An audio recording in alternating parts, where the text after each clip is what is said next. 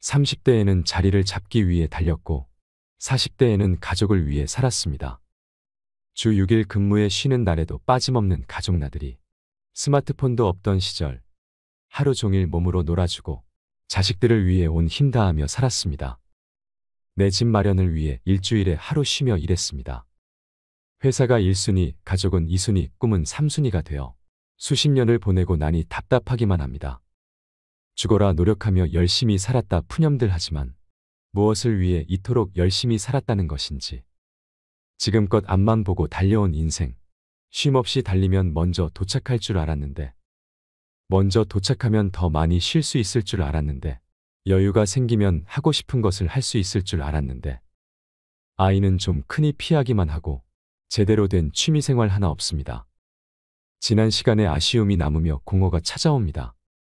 내가 살아온 건 과연 누구의 삶인지 궁금합니다. 50의 바다에서 홀로 남은 섬이 되었습니다. 50대 가장의 이 사연은 대부분의 50대가 느끼는 감정입니다. 누구나 50여 년을 살다 보면 뒤를 돌아보게 됩니다. 나이 50은 숨막히게 달려온 속도를 줄이고 인생 후반 목표와 자신에 대해 생각해야 할 시간입니다. 인생 전반에는 주어진 환경 때문에 제약이 있었을 수도 있지만 인생 후반은 다릅니다. 잘해도 내 탓, 못해도 내 탓입니다. 요즘 50대의 얘기를 들어보면 공통점이 하나 있습니다. 별일 아닌 일에 버럭 화를 내게 되고 부쩍 무기력함과 눈물이 늘었다는 것입니다. 50대를 기점으로 우울증 환자가 늘어나고 있습니다. 은퇴를 앞둔 시점에 느끼는 불안함, 예전 같지 않은 건강, 줄어드는 대인관계가 50대들의 마음을 흔들리게 만듭니다. 50대를 목전에 두고 방황을 한 사람이 또 있습니다.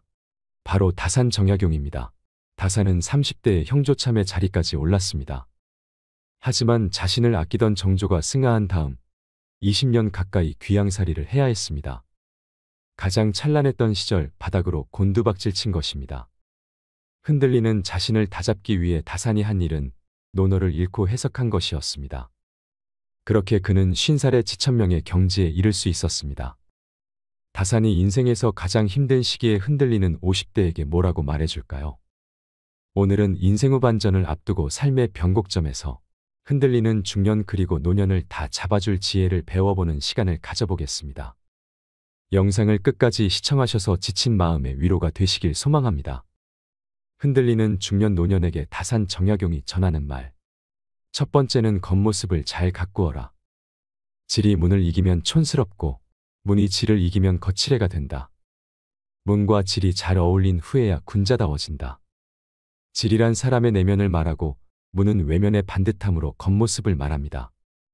공자에 따르면 둘 중 하나만 뛰어난 것은 올바른 수양이 아니라고 합니다. 순서를 정하자면 질이 먼저다. 그러나 다산은 문이 질에 뒷받침되어야 진정한 가치가 있다고 말했습니다. 겉과 속은 따로 떨어져 있는 것이 아닙니다. 내면이 바른 사람은 품격이 겉으로 드러나고 겉모습이 안정된 사람은 마음 역시 경건합니다. 다음은 다산이 두 아들에게 보낸 편지에 있는 글입니다. 지난번에 너를 보니 단정하고 엄숙한 빛이 전혀 보이지 않았다. 성인이 먼저 외모로부터 수습해 나가야 마음을 안정시킬 수 있다고 가르친 이치를 모르는 것이다. 비스듬히 눕고 삐딱하게 서서 공경하게 마음을 지킬 수 있는 사람은 없다. 높은 이상을 가진 사람은 반드시 그 주변부터 정리합니다. 그리고 반듯한 자세로 일상에 임합니다. 겉모습에도 신경 쓸 줄 아는 사람이 되어야 합니다. 많은 연구들이 외모가 사회적인 성공에 영향을 미칠 수 있다고 합니다. 첫인상은 사람들에게 매우 중요한 역할을 합니다. 첫인상은 3초에서 5초 만에 결정되기 때문에 이 짧은 시간에 강한 인상을 주도록 외모를 매력적으로 가꾸어야 합니다. 또 성공하는 사람들은 자신의 외모에 긍정적 태도를 가지고 있습니다. 자기 인식이 긍정적이고 자존감이 높은 사람들이 외모와 무관하게 성공적인 경험을 더 자주 하며 외모의 영향력을 줄일 수 있다는 것을 발견하였습니다. 물론 우리가 성공하기 위해서는 실력을 갖추는 것이 중요합니다. 그러나 이에 못지않게 매력적인 외모도 중요합니다. 자신을 가꾸지 않는다면 처음부터 남으로부터 선택조차 받게 되지 못할 것입니다. 품질과 디자인이 겸비되어야 명품이 되듯 꽉 찬 내면이 자연스럽게 겉으로 드러나는 사람, 그 사람이 바로 진정한 명품입니다. 두 번째는 주변의 말에 흔들리지 말라. 50세가 되기 전 40세의 나이는 불옥이라 부릅니다. 불옥이란 미혹되지 않는다는 뜻으로 각종 유혹에 흔들리지 않는 나이가 되었음을 뜻합니다. 선조들은 이처럼 50대가 되기 전부터 욕심에 의해 흔들리는 삶을 경계했습니다. 50대는 사회에서 웬만한 업적을 이룬 후 자칫 교만에 빠지기 쉬운 시기이기도 합니다. 혹은 주변 사람들과 비교 끝에 지금껏 살아온 삶에 대한 회의감이 가장 깊어지기도 쉬운 시기입니다. 다사는 그럴수록 더욱 마음을 다잡고 천명, 즉 하늘의 뜻을 익히는 것이 중요하다고 말했습니다. 최선을 다해 살아야 하지만 세상의 부귀와 공공은 하늘의 뜻이라는 것을 깨달은 것입니다. 이처럼 천명을 알게 되면 부귀영화를 누려도 교만하지 않으며 공공에 처해도 쉽게 흔들리지 않습니다. 다사는 지천명의 경지에 대해 이렇게 설명합니다. 천명을 완전히 익히게 되면 그 어떤 비방과 칭찬에도 마음을 흔들리게 할 수 없다. 일상에서 가장 많은 고민은 말로 인해 생깁니다. 직접 들은 말이나 떠도는 소문으로 사소한 오해와 근거 없는 비방이 우리를 힘들게 합니다. 하지만 그 소문을 막상 들춰보면 아무것도 아닐 때가 많습니다. 다음 날이면 물거품처럼 사라질 일로 하루를 망친 것입니다. 그러니 주변의 말에 흔들리지 않는 것을 50의 목표로 삼는다면 충분할 것입니다. 흔들리지 않는 마음을 가진 중년일수록 더욱 탄탄한 인생이막을 설계할 수 있을 것입니다. 세 번째는 어제보다 더 나은 하루하루를 쌓아라. 논어고금조에는 군자는 위로 통달하고 소인은 아래로 통달한다는 말이 있습니다. 여기서 군자는 인격이 갖춰진 사람이며 소인은 인격이 부족한 사람을 가리킵니다. 다사는 어제의 잘못을 되짚어보고 반복하지 않기 위해 노력할수록 더 나은 사람, 즉 군자가 될 수 있다고 말했습니다.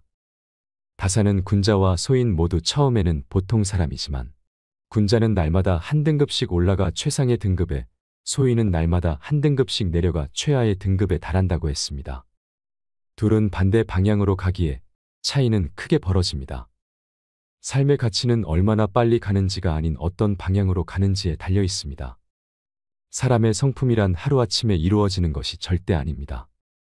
학문과 수양 역시 타고난 자질이 아니라 어제보다 나은 하루하루를 쌓는 것으로 완성됩니다. 다사는 인생의 전환점을 맞이할 때마다 논어의 길을 묻곤 했습니다. 흔들리는 50대에게 다사는 묻습니다. 삶을 바꿀 것인가? 아니면 계속 지금처럼 살 것인가? 인생은 속도가 아니라 방향이 더 중요합니다. 지금까지 내가 아닌 누군가를 위해 살았다면 이제부터는 누군가가 아닌 나를 위해 살아야 합니다.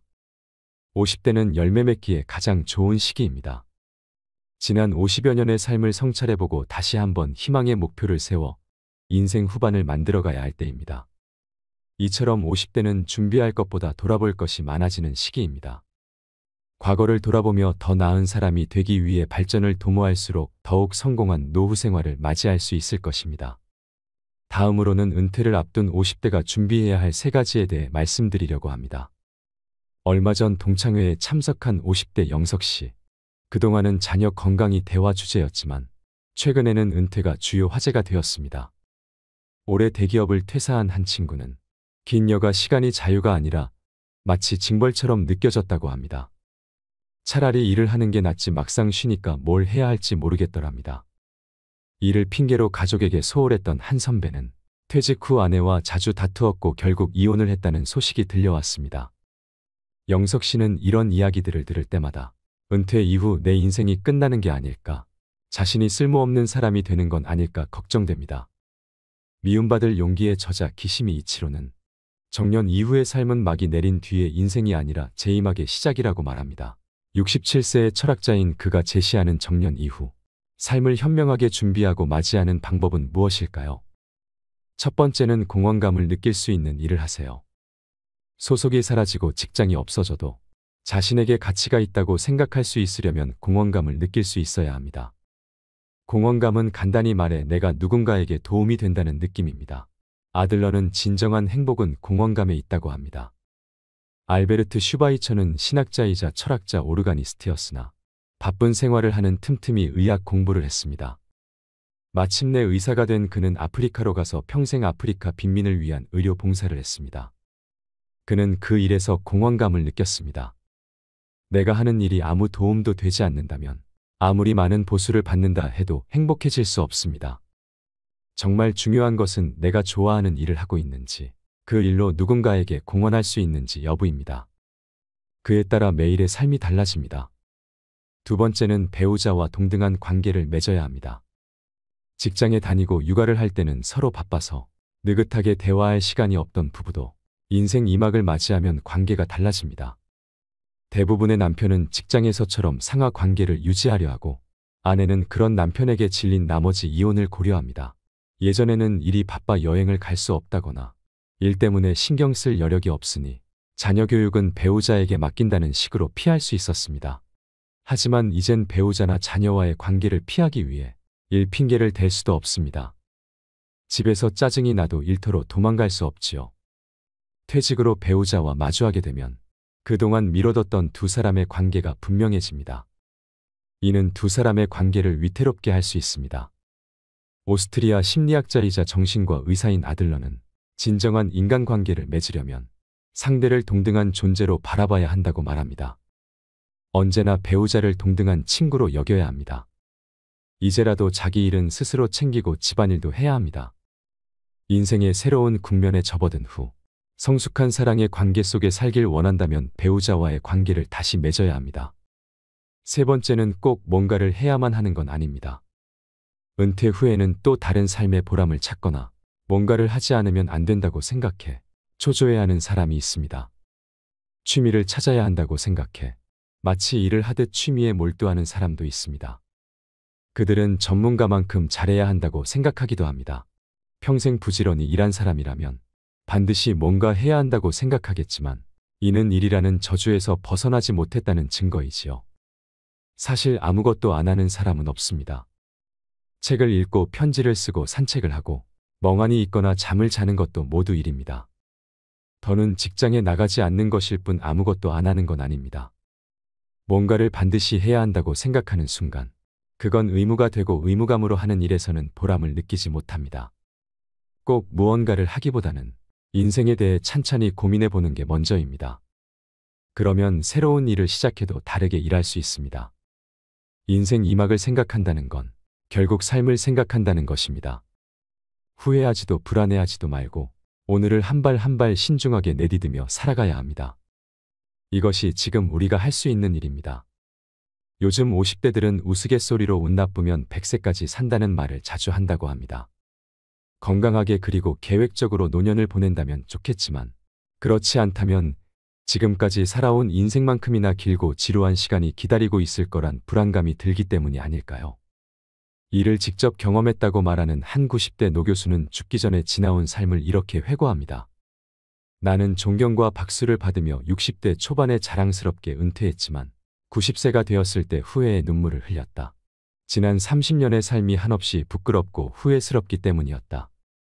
60 이후의 인생을 마치 덤으로 살았던 희망 없는 시간이 30년이나 지속되었기 때문이다. 퇴직할 때 앞으로 30년을 더 살 수 있다고 생각했다면 이렇게 살지는 않았을 것이다. 건강하게 오래 산다면 50은 고민할 나이가 아닙니다. 얼마나 더 살게 될지 모르지만 그렇다고 손 놓고 인생의 마지막만 기다리는 건 좋은 방법이 아닙니다. 어느 노교수의 회고처럼 후회가 될지 모를 일이기 때문입니다.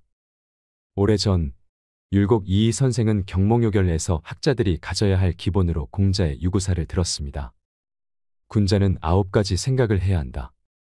볼 때는 밝음을 생각하고, 들을 때는 총명함을 생각하고, 안색에는 온화함을 생각하고, 용모에서는 공손함을 생각하고, 말을 할 때는 진실함을 생각하고, 일할 때는 공경함을 생각하고, 의문이 생기면 질문을 생각하고, 화가 날 때는 그 후에 닥칠 어려움을 생각하고, 이득을 볼 때는 의를 생각해야 한다.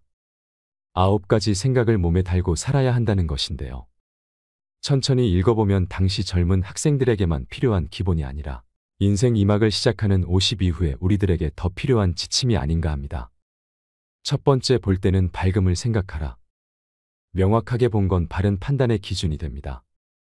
이왕이면 긍정적으로 봐야 합니다. 부정적 시각의 피해자는 상대방이 아닌 내가 될 가능성이 더 크기 때문입니다. 사람을 보는 눈도 세상을 대하는 시각도 마찬가지입니다. 부정적인 시각으로 보면 세상은 부정적으로 보입니다. 검은색 안경으로 볼 수 있는 세상은 검은 세상이 전부입니다. 내가 본 것이기에 맞은 것일 수도 있지만 내 생각대로 본 것이라면 틀릴 수도 있습니다. 어떤 생각과 어떤 눈으로 보는가가 중요합니다. 지천명에 더 필요한 보는 기술이 바로 시사명입니다. 두 번째는 들을 때 총명함을 생각하라. 듣는 게 보는 것 이상으로 중요할 때가 있습니다. 가끔 상대가 하는 말을 알아듣지 못하는 경우가 많습니다. 총명하게 듣는 것에 서툴기 때문입니다. 말하는 사람의 입장이 될 수는 없지만 반이라도 상대의 입장을 헤아려 줄 수 있다면 관계는 놀랄 만하게 좋아질 것입니다. 상사, 부하, 고객, 부모, 자식, 선생, 학생 그 누구와 이야기할 때라도 마찬가지입니다. 말하는 사람의 편에서 그의 입장이 되어 듣는 것, 그게 바로 총명하게 듣는 것의 시작입니다. 지천명에 더 필요한 듣기 기술입니다. 세 번째, 얼굴색은 온화함을 생각하라. 30, 40대에는 혼자서 일해도 성과를 낼 수 있지만 50대에는 사람들을 통해 성과를 내야 하는 사람들이 많습니다. 그러니 안색을 부드럽고 온화하게 해야 합니다. 그래야 사람들이 더 자주 찾아옵니다. 얼굴을 펴야 인생이 펴집니다. 상사의 얼굴이 온화해야 조직이 살아납니다. 가장의 얼굴이 온화해야 가족의 기가 삽니다. 지천명에 더 필요한 얼굴 관리 기술입니다. 네 번째, 겉모습은 공손함을 생각하라. 겉으로 나타나는 것에는 공손함이 있어야 한다는 가르침입니다. 리더의 행동거지와 모습에는 공손함이 서려 있어야 합니다. 50이 되면 자세가 틀어지기도 쉽습니다. 아무리 공손한 모습을 보이고 싶어도 어깨와 머리가 자꾸 뒤로 꼿꼿해지는 사람들이 있습니다. 자기보다 잘난 사람에게 그러는 것도 문제지만 못난 사람에게 그러는 건 더 보기 흉합니다. 다섯 번째, 말할 때는 진실함을 생각하라. 누군가에게 입을 열 때는 신중하고 진실해야 합니다. 같은 것을 두고 오늘은 A라 하고 내일은 B라고 한다면 언사충이 아닙니다. 지위가 올라갈수록, 나이를 더 먹을수록, 책임이 더 큰 자리일수록 말에는 더 큰 믿음이 있어야 합니다. 책임질 수 있는 말만 해야 합니다. 여섯 번째, 일할 때는 공경함을 생각하라. 자신의 직업이나 일에 대해서도 공경하는 마음이 있어야 합니다. 직업으로 하는 일치고 세상에 하찮은 일은 거의 없습니다. 일에 대한 가치 기준을 바꿔야 합니다. 평범한 일에도 존경의 가치를 더하면 가치 있는 일이 됩니다. 지천명에 해야 할 일 중에 하나가 자신의 업무와 일의 가치를 부여하는 일입니다. 일곱 번째, 의문이 들 때는 질문을 생각하라. 50이 되면 질문이 사라집니다. 질문은 멈추고 묻지도 않는 것에 답을 주고 싶어 합니다. 그러나 궁금한 게 있으면 누구에게든 질문을 할 수 있어야 합니다.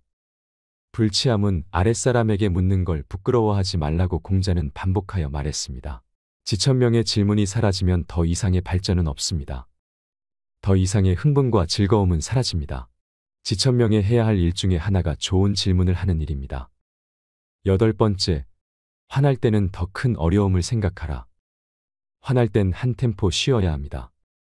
분통 터지는 일이 났을 때 잠깐 멈추는 사람이 진짜 강한 사람입니다. 참기 어려운 경계점에 이르렀을 때 잠깐 멈출 수 있는 사람과 멈출 수 없는 사람의 차이는 백지 한 장도 안 되지만 그 결과는 천당과 지옥의 차이입니다. 그러니 소리 한 번 지르고 지옥의 괴로움을 당할 것인가, 한 번 참고 천당의 분위기를 만들 것인가 선택해야 합니다. 아홉 번째, 얻는 것이 있으면 이로움을 생각하라. 노력으로 얻은 재물이야 크게 탓할 건 없지만 노력 없이 얻은 재물이라면 한 번 더 생각해 봐야 합니다. 지옥으로 인도하는 미끼는 아닌지, 함정으로 이끄는 먹이는 아닌지 재고해야 합니다. 대가 없이 남에게 귀중한 걸 준 경험이 있는 사람이라 하더라도 대가 없이 남에게 귀중한 걸 받는다는 건 함정일 가능성이 농후하기 때문입니다. 공자의 말과 삶에서 공허한 50의 새로운 돌파구를 발견할 수 있습니다. 2500년 전 공자는 일개 사람의 힘으로 어찌해 볼 수 없는 세상의 흐름을 마주하고도 좌절하지 않고 할 수 있는 일을 하려 했습니다. 공자가 그랬던 것처럼 지금 내가 할 수 있는 일이 무엇일까 생각하고 결정하고 선택하면 될 일입니다. 그게 바로 지금 이 시대 50의 지천명입니다. 누구나 자신만의 길을 갈 수 있는 것, 노노의 가르침은 어떤 파도에도 굳건히 배를 지키는 인생의 앵커가 될 수 있습니다. 노노에는 공자가 말한 타인에게 미움받는 7가지 유형이 나옵니다. 타인의 나쁜 점을 들춰내는 사람, 낮은 자리에 있으면서 윗사람을 비방하는 사람, 용감하지만 무례한 사람, 과감하지만 융통성이 없는 사람, 자기의 편견을 내세우며 지혜롭다고 여기는 사람, 불손한 짓을 가지고 용감하다고 여기는 사람, 혹독한 말로 남을 공격하면서 곧다고 여기는 사람들은 가까운 사람들로부터 미움을 받습니다.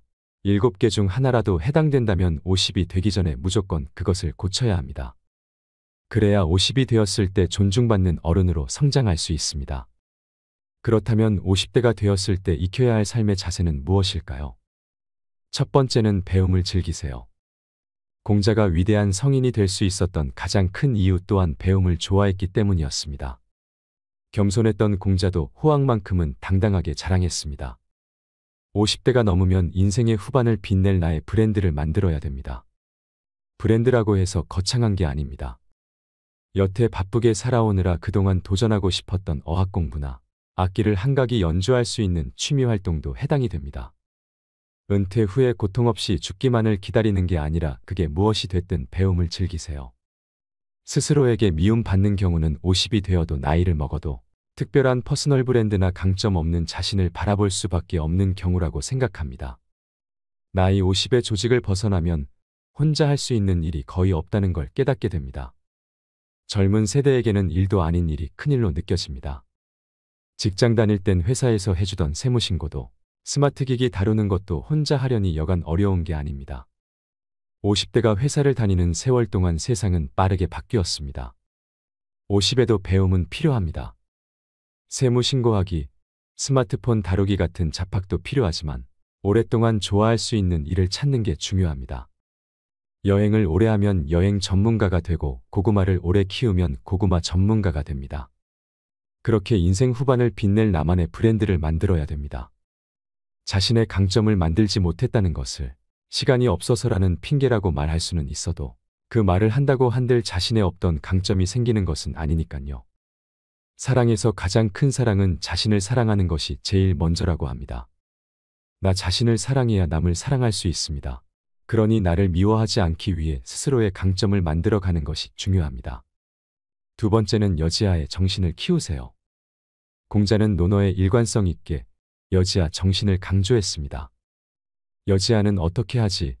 하고 궁리하는 것입니다. 스스로 궁리하지 않는 사람은 아무리 좋은 직장에 다녀도 성과를 얻기 어렵습니다. 조직이 클수록 묻어갈 수는 있지만 인생 후반전은 상황이 다릅니다. 나이 50이 넘어서니 스스로 궁리하지 않으면 나만 모르고 있고 태물이 되어갑니다. 반면 어디서든 탁월하게 성과를 내는 사람들은 궁리를 거듭합니다.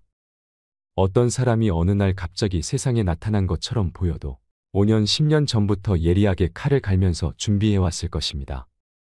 여지아 정신이 있는 사람들은 포기하지 않습니다. 타인을 원망하지도 핑계대지도 않습니다. 결국 스스로 풀어야 할 문제라는 것을 알기 때문입니다. 조직에 있을 때는 묻어갈 수 있었지만 인생 후반전은 상황이 다릅니다. 스스로 궁리하지 않으면 단 한 발자국도 나아가지 못합니다. 세 번째는 외적인 모습에도 신경 쓰세요. 다산 정약용과 마찬가지로 공자도 외면을 가꾸라고 강조하고 있습니다. 외적인 모습에도 신경 써야 합니다. 공자는 리더의 모습을 이렇게 설명합니다. 내면의 바탕이 외면의 꾸밈을 이기면 촌스럽고 외면의 꾸밈이 내면의 바탕을 이기면 번지레하다. 사람은 외면보다 내면이 중요하지만 내면의 아름다움에 적절한 외면을 갖춘다면 이것이 존경받는 어른의 모습입니다. 그래서 겉모습에 항상 신경을 써야 합니다. 나이 50. 아직 우리에겐 긴 인생이 남았습니다. 우리가 만약 30의 인생의 뜻을 세웠다면 20년이 지난 50의 자신은 분명 덜 흔들리고 있을 것입니다. 그러나 너무 조급해할 필요는 없습니다. 주어진 책임감과 역할에 순식간에 세월이 흘렀으니 흔들리는 50을 마주하는 것은 어쩌면 당연한 일인지도 모릅니다. 20의 미숙함, 30의 치열함, 40의 흔들림이 줄어든 50. 지금이야말로 일관성 있는 일을 하기에 좋은 나이입니다. 마음이 간절하면 못할 것이 없습니다. 그러니 핑계를 멈추고 생각해야 합니다. 지금 바쁘다는 핑계로 50을 넘기면 무엇을 하든 후회하는 60이 됩니다. 나이 50이 넘으면 자기 자신만 생각해도 욕먹지 않을 나이입니다. 지금까지 나 아닌 누군가를 위해 살았다면 이제부터는 누군가가 아닌 나를 위해 좋아하는 일을 찾아 재밌게 살아야 합니다. 옷이 비후를 준비하는 지혜야말로 자신의 인생을 사랑하는 사람의 일입니다. 오늘도 노후의 지혜와 함께 해주셔서 감사드립니다. 황금빛으로 무르익어가는 여러분의 지혜로운 인생을 언제나 응원합니다. 인생 긴 것 같았으나 눈 깜짝할 사이 벌써 노년이니 세월 정말 잠깐입니다. 인생의 반환점을 돌아서니 세월이 마치 급행열차를 탄 듯합니다. 올라갈 때는 그리도 멀더니 내려올 때는 너무 빠른 노년의 시계이자 삶의 달력이니 어쩌면 좋을까요? 인간으로 태어난 이상 노년기는 누구도 피해갈 수 없는 생의 한 단계이죠. 하지만 그렇다고 해서 모두 성숙하게 늙는 것은 아닙니다. 노인은 늙을수록 외형은 초라해지고 육신은 나약해집니다. 기억은 쇠퇴해지며 자꾸만 말이 많아집니다. 미래를 말하는 것보다 과거를 회상하고 그리워합니다. 검버섯이 피어나고 주름살이 깊어갑니다. 무심한 세월 따라 속절없이 늙는 것을 그 누가 막을 수가 있겠습니까? 하지만 주름 잡힌 표정에서 연륜이 쌓인 노인만의 기품을 뿜어낼 수 있다고 저는 생각합니다. 고목에도 꽃은 피어납니다. 그렇게 아름다울 수가 없는 꽃이죠. 가끔 인격이 훌륭한 노인들을 만날 때가 있습니다. 그런 분들은 만고풍상 다 겪으며 살아온 경험을 살려서 매사가 슬기롭습니다. 그런 분들은 인간에 대한 이해가 깊고 경우가 밝으며 배울 점이 아주 많습니다. 반면 마음 가는 대로 거침없이 행동하고 자기 주장만 옳다고 큰 소리를 치면 꼰대라고 손가락질을 받기 십상입니다. 외형의 늙음은 어찌할 수 없지만 추하게 늙지 않으려면 마음만이라도 꼰대 소리를 듣지 말아야 합니다. 꼰대라는 소리를 들으면서 여기저기서 욕을 먹을 것인가, 아니면 항상 귀를 크게 열고 온화한 표정의 노인으로 나이 들 것인가 하는 것은 전적으로 내게 달린 것입니다. 이 땅의 많은 노인분들은 긍정의 표정으로 하루를 잘 살았는지 돌아보셔야 합니다. 늙어서 아름답지는 못해도 적어도 취해 보이지는 말아야 합니다. 오늘은 나이 들어 성숙한 내면을 가지기 위해 피해야 할 행동 5가지에 대해 알려드리겠습니다. 지금부터라도 나 스스로에게 적극적인 처방을 하여 성숙한 노후를 만들어 가시길 바랍니다. 첫 번째는 남이 내 흉보는지도 모르고 말을 독점하고 떠드는 사람입니다. 평균 수명이 짧았던 옛날에는 60을 넘기면 잔치를 열었고 70을 넘기는 경우는 드물었습니다. 젊은이는 많고 노인은 적었으니 큰 소리를 내도 집안이나 공동체에서 존경과 대우를 받을 수 있었습니다. 하지만 이제는 시대가 역전되었습니다. 노인이 넘쳐나면 존경과 대우는커녕 자칫하면 거추장스러운 존재로 여겨지기 십상입니다. 노인이 많다 보니 그만큼 꼴불견이 자주 눈에 띕니다. 대중교통을 이용하거나 식당에서 보면 유난히 목소리 큰 노인들이 있습니다. 주변의 눈총에도 아랑곳하지 않습니다.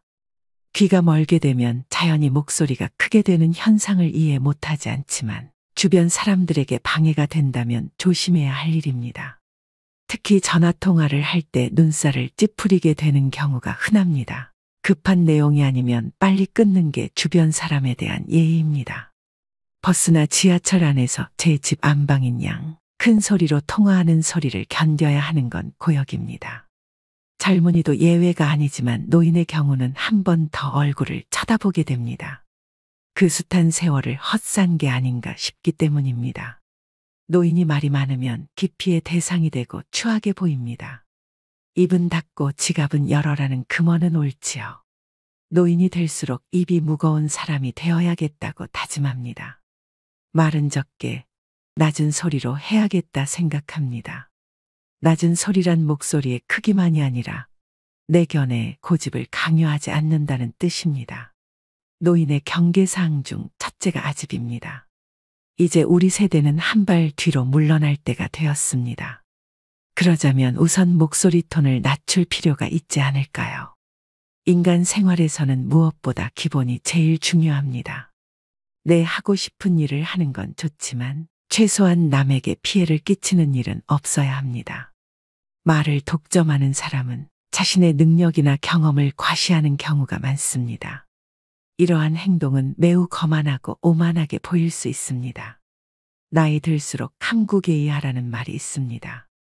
입은 닫고 귀는 열어라라는 말인데 그러지 못하고 잘난 맛에 사는 노인을 칠푼이라고 했습니다. 칠푼이란 지능이 조금 모자라는 사람이란 뜻으로 그만큼 추한 사람이 되어버린다는 의미입니다. 노추가 되지 않기 위해서는 나이가 들수록 더욱 배려심 있고 겸손한 태도를 가지는 것이 중요합니다. 작은 일상에서부터 머릿속 사고까지 품이 있는 노년은 세월이 거저 가져다 주지 않습니다. 그만한 절제의 노력이 따라야 하지요. 저는 이것을 노인이 지켜야 할 예절이라고 부르고 싶습니다. 그래야 어른 대접을 받을 수 있습니다. 가만히만 있어도 중간은 간다는 말이 있습니다. 침묵은 그래서 좋은 것이지요. 아름답게 보이는 사람은 굳이 말하지 않아도 그 안에 가득 차 있는 것이 자연스럽게 밖으로 드러나게 마련입니다. 두 번째는 허풍을 심하게 떨거나 자랑을 너무 많이 하는 것입니다. 나이 들어서까지 입만 열면 잘난 척과 허풍을 떠는 사람이 있습니다. 잘난 척하는 모습이 꼴사납지만 그래도 관계가 있어서 받아줬더니 점점 더 하는 짓이 가관입니다. 제 주변 친구 중 한 명은 그렇게 자식 자랑을 합니다. 살면서 하지 말아야 할 자랑 3가지를 꼽자면 배우자 자랑, 자식 자랑, 돈 자랑이라고 합니다. 이 가운데서도 특히 아무리 친한 친구 사이라도 하지 말아야 할 자랑이 있는데 그것이 바로 자식 자랑입니다. 사람들 가운데는 자식들 일로 인해 자랑을 할 것이 많은 사람도 있지만 그렇지 않은 사람도 있지요. 특히 자식 때문에 속을 썩이고 있거나 고민이 많은 사람이 있습니다. 이런 사람 앞에서 자식 자랑을 하는 것은 아픈 사람 앞에서 자신의 건강을 자랑하는 것과 같습니다. 그 말을 듣는 사람의 입장에서는 겉으로 드러내지는 않아도 그 자체로 스트레스이고 고통이 됩니다. 나이가 들수록 축하보다도 자랑을 많이 하는 친구들이 있는데 이런 습관은 오랜 친구마저도 멀어지게 합니다. 오랜 친구를 친구로 남게 하려면 면전에서 절대로 자식 자랑을 하지 말아야 됩니다. 자식 자랑을 꼭 하고 싶다면 부부 사이에서만 하세요. 이처럼 사회에서 잘난 척과 허풍이 심한 사람을 만나게 되면 그때마다 느끼는 게 있습니다. 자랑하는 사람일수록 자세히 들여다보면 내세울 것이 별로 없다는 사실입니다. 자신은 스스로 자기 자랑을 열심히 하고 있지만 그래서 들여다보면 빛 좋은 개살구이거나 그 주변에는 별로 성과라고 할 만한 것이 없는 사람이 대부분이었습니다. 왜 그럴까요? 자랑을 수시로 하는 사람은 겉으로 자신이 대단한 사람이라는 것을 적극적으로 알리지 않으면 부족한 사람이라는 것이 저절로 드러나기 때문입니다. 자신에게 부족한 점이 많다는 것을 감추기 위해 끊임없이 주변 사람에게 자기를 드러내는 것입니다. 주변 사람에게 어떻게든 인정을 받아야 부족한 것을 감출 수 있을 것 같은 의식의 생각입니다. 그런 사람들의 의식에는 역설적으로 별로 이룬 것이 없는 사실에 대한 불안과 걱정이 깔려 있습니다. 반면 무엇인가를 이룬 사람은 그것을 굳이 자랑하려 하지 않습니다. 아니, 자랑할 필요가 없습니다. 자랑하지 않아도 그들이 갖춘 것은 저절로 드러나기 때문입니다. 그것은 자신이 사는 곳일 수도, 하는 일일 수도, 주변에 함께하는 사람들일 수도 있습니다. 오히려 자기 자신을 낮춥니다. 그리고 자기의 것을 남에게 나누려는 여유를 보입니다. 그것은 과시의 목적이 아닌 겸손과 배려의 행동입니다. 그들은 가진 것을 굳이 내세우지 않더라도 결코 부족해 보이지 않습니다. 도움과 배려에서 그들이 가진 것이 보이고 이룬 것들이 보입니다. 우리는 어떤 유형일까요? 경제적으로나 정신적으로나 부유하든 그렇지 않든 과시를 주 목적으로 하는 사람일수록 자랑하는 것만큼 실제로는 보잘것없을 가능성이 큽니다. 사람들과의 관계에서 항상 겸손하고 베풀 줄 아는 것, 겸손과 베푸는 삶을 실천할수록 실제로 부자 마인드에 가까워지는 법입니다. 그렇게 아름답게 늙는 것입니다. 그것이 진짜 부자들의 자세이기 때문입니다. 젊은 날에는 허세를 부릴 때도 있습니다. 하지만 나이를 먹을수록 허세를 부린들 소용이 없다는 것을 깨닫게 됩니다. 자기 잘난 맛에 사는 게 인생이라지만 그건 집에 혼자 있을 때나 하는 생각이고, 밖에 나올 땐 장롱속 깊은 곳에 잘 보관해 두어야 하는 게 요즘 인생입니다. 분수를 안다는 것은 오랫동안 살아온 자의 지혜 중 하나라고 생각합니다. 세 번째는 편견이나 선입견을 가지거나 한두 번만 보고 그 사람을 낙인 찍는 것입니다. 사람은 누구나 마음속에 몇 마리의 개를 키우고 있다고 합니다. 그 중에 두 마리의 개에는 이름이 있는데 하나는 선입견이고 또 하나는 편견이라고 합니다. 그저 웃고 울기에는 그 숨은 뜻이 가슴을 찌릅니다. 인간은 선입견과 편견이라는 거대한 감옥 속에서 살아갑니다. 이런 선입견과 편견이라는 두 마리 개를 쫓아버리는 한 마리의 특별한 개가 있다고 하는데요. 바로 백문이 불여일견이라는 개입니다. 100번 듣는 것보다 한 번 보는 것이 낫다. 나이가 들수록 사람을 보는 통찰력을 가져야 합니다. 그래야 어디를 가든지 누구를 만나든지 확실하고 정의로운 판단을 내릴 수 있습니다. 이 개의 이름은 일가견입니다. 그런데 배우지도 않고 잘 알아보지도 않고 막무가내로 떠벌리고 마음대로 판단하고 자기 잣대로 정죄하고 무식하면서 용감한 사람이 있습니다. 이 개의 이름은 꼴불견입니다. 우리는 직장에 가기 전에, 외출하기 전에, 모임 참석 전에 어떤 애완견과 동반해야 할까요? 나이가 들면서 버려야 할 많은 것들 중 하나가 바로 편견과 선입견입니다. 어릴 때는 몰라서 이럴 거야 하고 착각하고 오해하는 경우가 많고, 나이가 들면서는 이랬으니 이렇겠지 하고 편견을 가져버리게 됩니다. 어릴 때는 내가 잘 모르고 어리석다는 것을 감추고 싶어서 그랬던 것 같고, 나이가 들어서는 미지의 것에 대한 호기심을 잃어버려서 그랬던 것 같습니다. 시간이 지나 여러 가지 일들을 경험하고 그런 경험으로 인해 지혜가 생기는 것은 좋은 일이지만 반대로 선입견이라는 것이 생겨버리기도 합니다. 그래서 아직 제대로 만나보지 않은 사람에 대해 제대로 알아보려 하지 않고 눈 돌리지 않았는지, 귀를 닫고 이야기를 듣지 않았던 것은 아니었는지, 마음을 열고 생각을 기울여 주었는지 자신에게 물어봐야 합니다. 모르면서 아는 척 하는 것이 꼴불견인 것만큼 선입견으로 미리 이럴 거야 하고 판단해버리는 것도 꼴불견입니다. 선입견은 대체로 부정적 인식의 의미가 강합니다. 사람과 사람 사이, 인간관계에도 나쁜 영향을 미치는 경우가 대부분입니다. 외모나 출신 지역, 학벌 등만을 보고 저 사람은 이렇다, 이 사람은 저렇다고 섣불리 판단하는 것이죠. 살이 찐 사람은 미련하다, 고졸 출신 운운하는 것 등이 다 그런 것들입니다. 사실상 한쪽으로 치우친 편견입니다. 인간관계를 깨뜨리고 열린 생각을 가로막는 벽, 마음의 감옥이나 마찬가지입니다. 어떤 구체적이거나 충분한 근거도 없이 다른 사람을 나쁘게 보는 생각들은 하등의 쓸모없는 몹쓸 생각들이기 때문에 버려야 합니다. 그럼에도 불구하고 편견을 쉽사리 버리질 못하고 있습니다. 남에게 선입견 대신 호의를 갖는다는 감정은 친화력을 넓혀줍니다. 그리고 타인에 대한 두려움이나 혐오감을 접고 차별이나 비방을 멀리할 때 진정한 친구가 많아지고 살뜰한 이웃을 만날 수가 있게 됩니다. 그래서 좋은 친구나 좋은 이웃을 갖기 위해서도 나쁜 편견을 버려야만 합니다. 나이 들수록 편견과 선입견, 고정관념에서 벗어나 상대방을 있는 그대로 받아들이고 이해할 수 있어야 합니다. 미국의 저명한 시인 랄프 waldo 에머슨의 말을 곱씹어 보시기 바랍니다. 사람을 만날 때 우리는 그 사람이 어디 출신이며 어떤 사람인가 하는 선입견을 버리고 곧바로 신과 대화를 한다고 느껴야만 한다. 나이 들어 취해지지 않기 위해서는 일부를 보지 말고 전체를 볼 수 있는 지혜를 가져야 합니다. 판단하지 않고 편견 없이 있는 그대로 수용하는 마음은 사람을 대하는 가장 따뜻한 마음일 것입니다. 네 번째는 나이 들수록 자신의 외모를 가꾸지 않는 것입니다. 많은 분들이 나이 들어 무슨 외모까지 신경 쓰나 라고 얘기하실 수도 있습니다.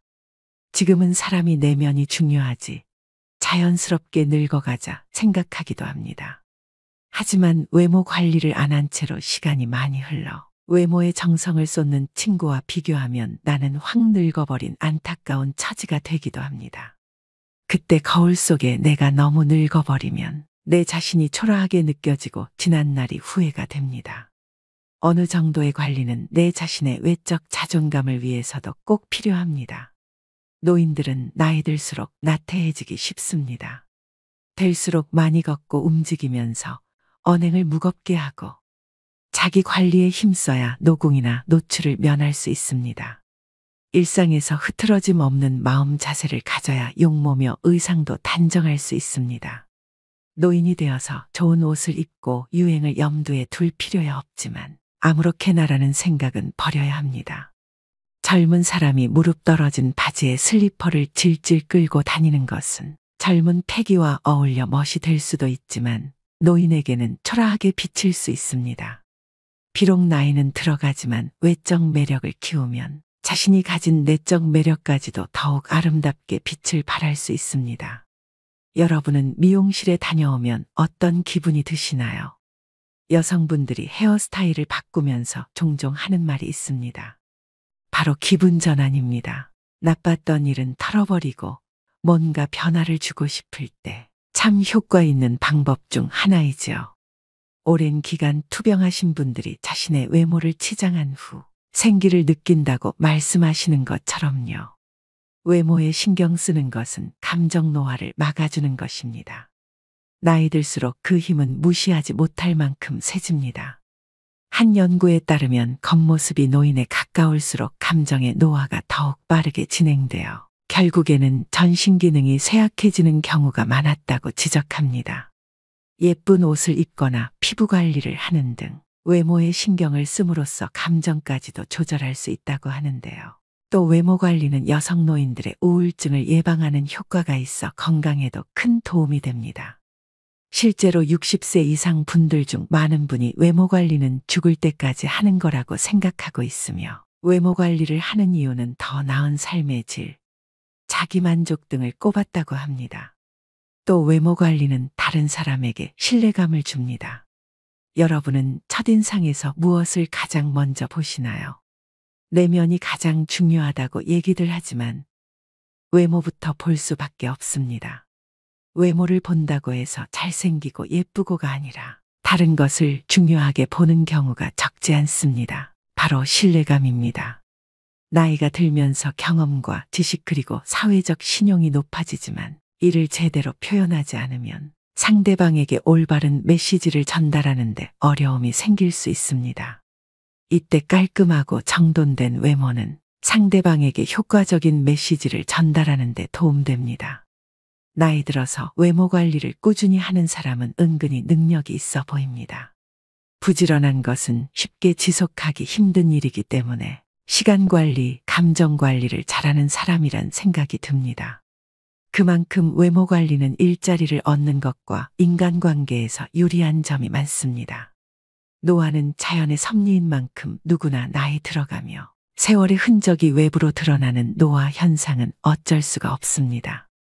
노화 현상을 아예 멈추려고 하거나 다시 젊은 시절로 돌아가게 만드는 것은 불가능에 가깝습니다.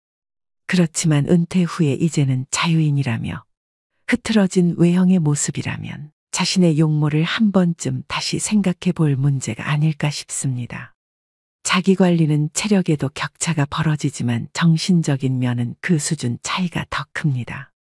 자기 개발 안 하면 어딜 가나 지루한 꼰대 취급받기 일쑤입니다. 귀찮아도 사부작 자주 움직이시고 걷기도 많이 하셔야 합니다. 우리 몸은 늙었다고 새로 살 수 없습니다. 재고가 하나밖에 없음을 명심하셔야 합니다. 5번째는 나이가 많다고 혹은 지위가 높다고 아랫사람에게 존경받아야겠다는 생각을 하는 것입니다. 여러분에게 노인은 어떤 의미로 다가오나요? 사회적 약자라고 여길 수 있지만 꼰대 같고 뻔뻔하다 등의 부정적인 시선은 여전히 흔합니다. 충격적이게도 노키즈존에 이어 노실 버전이 생겨나면서 노인에 대한 부정적 편견은 더욱 커지고 있습니다. 젊은 사람은 질문을 하고 노인은 가르치려 한다고 합니다. 모임에서 연장자라고 어른 노릇을 하며 윗자리에 앉으려는 생각을 하면 젊은이들이 기피하게 됩니다. 대접을 받지 못한다고 서운해하며 얼굴에 불만이 가득하여 인상이 굳어져 있으면 아무에게도 환영받지 못합니다. 오히려 자기를 낮추고 양보하며 손해를 보고 살면 존경을 받고 웃음이 넘쳐 마음이 편안해지고 건강해집니다.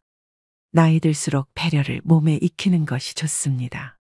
옆에 있는 사람, 한 공간에 있는 사람들을 배려하는 것이 당연하다는 생각을 가지는 것입니다. 그런데 우리나라는 배려받고 이해받고 권리를 좀 더 누리는 게 어른이라고 생각하는 노인들이 많습니다. 존경받기보다는 배려하는 마음가짐이 우선입니다. 가족이라는 울타리를 지키기 위해 몸이 상할 정도로 희생은 강요되었고 고뇌와 인내로 버무려진 삶이었습니다. 교육의 기회는 오래전에 놓쳤고 지금은 기력이 점점 고갈되고 경쟁할 입장도 아닙니다. 그런 노인들이 바로 선진국으로 만든 1등 공신입니다. 희생은 자녀들에게 안락한 삶을 보장해 주었습니다. 그렇다고 존중해달라고 강요할 수도 없습니다. 억지로 존경하는 태도는 보여줄 수 있으나 누구에게도 옳지 않습니다. 배려와 존경심은 노인의 자발적 성장으로 해답을 찾을 수 있습니다. 노욕과 아집에 휘둘리지 말고 멋진 노년이 되기 위해 항상 생각하고 생각하셔야 합니다. 어른스럽게 행동하면 어른이 되고 꼰대 노릇하면 노인이 됩니다. 오늘의 영상 어떠셨나요? 사람은 나이 들수록 나를 보는 해안을 가지고 살아가야 합니다. 특히 나이가 들어감에 따라 자신의 외모도 깨끗이 손질하고 가꾸며 내면도 긍정적이고 품위 있게 끊임없이 갈고 닦아야 한다는 해안을 가지고 이를 꾸준히 실천해 나갈 때 다른 사람으로부터 존경받을 수 있습니다. 허영에 들뜬 사람, 잘난 체하는 사람, 허풍이 강한 사람, 교만한 사람, 과거에 지녔던 명성과 부를 입에 달고 사는 사람들은 보이는 나를 실제의 나보다 부풀리는데 여념이 없지만 그것은 바로 인생 거품으로 다 부질없는 것입니다. 노인의 부정적 이미지와 연관된 쇠약하고 추함, 고집세고 염치 없음과 같은 부정적 인상들이 노인이라는 이름으로 모두 용서되는 것은 아닙니다. 오늘의 지혜를 꼭 마음에 새기셔서 품격 있는 노후를 만들어 가시길 바랍니다. 오늘도 노후의 지혜와 함께 해주셔서 감사드립니다. 황금빛으로 무르익어가는 여러분의 지혜로운 인생을 언제나 응원합니다.